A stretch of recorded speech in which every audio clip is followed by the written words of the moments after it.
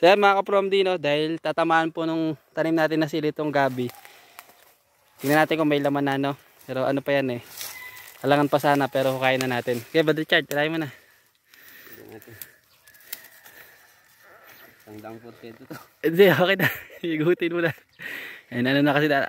Yun, ang lupit mo, Brad. Grabe. Tignan mo nga kung gaano ka lang. Ang dami laman din eh. Yun, ang tindi oh. Oh ha. May laman, dami ding laman eh. Oh, yan oh. Okay, yan na mo. Tanggalin mo yung laman. Tab mo. Oh, pang sinigang yan mga brads oh. Yan. Yan, lapot niya. Pang sinigang yan. Pampalapot sa sinigang oh. Diba? Yan din, kaya mo na yan. Gabing San Fernando, gabing panigang.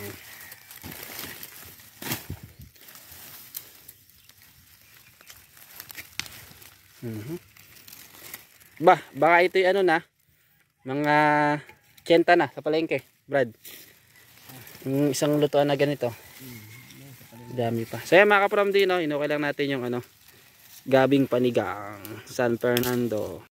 Lagkita niya na, yan ang masarap sa sinigang kasi malapos yan kasi dun sa parang tanong. Ayun, malabo yun. So ito po, hindi na masyadong malaman kasi parang ito yung pinagukaya, tapos iniwan lang na ganito.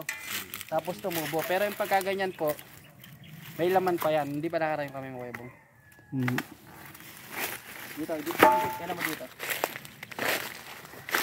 1, 2. Ay, 1, 2.